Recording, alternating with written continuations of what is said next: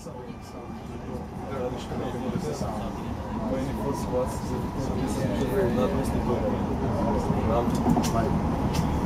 it's like really new structure. Or you were already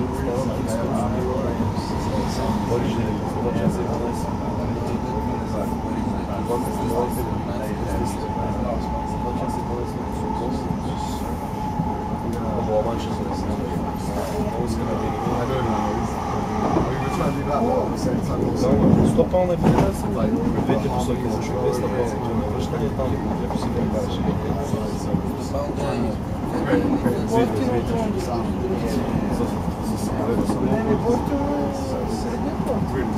Кой? Два пъти по-скъпо. Два пъти по-скъпо? Кога?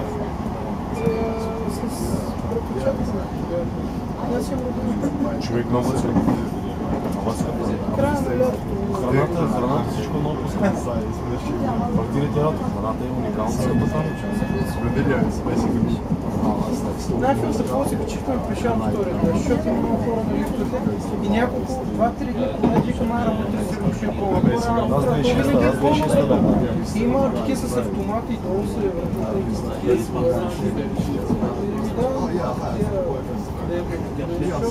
това е много голям забележителност. Да стане пълна сме и планиста ми да държи с нещо такова. И тя е тук наши с автомати ресторант и едно Тя на 3 етажа. Ма от втория до трети няма пиша. И на всеки етаж Той е много висок. 11 евро беше догоре да се качи. Да направя за париж. 11 евро беше 2016. Втория етаж може да се качиш и безплатно. Не, той е 5 евро мисля, беше. 5 беше до втория, втория 5 евро, оттам вече 100 литка или сподаш беше 11 евро 2006. Той аз се пазва ще бере, че може да се е красота отгоре да погледни си.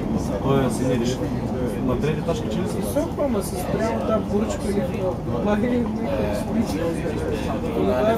Май е 400, он е 800 метра. 800 метра. Най-новия маркет. 848 метра и Айфел такова е 240.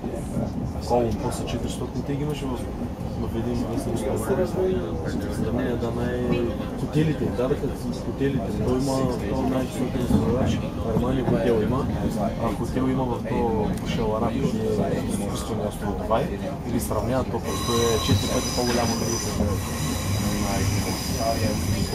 Това лопур там, колите много, той просто наистина два пъти по-голям от най-голямата. Ще ти дава как, стои просто нищо извън земя.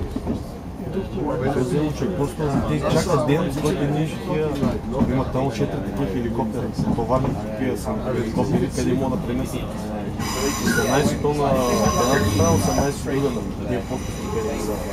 Чака да не е бетромика, за да милиони.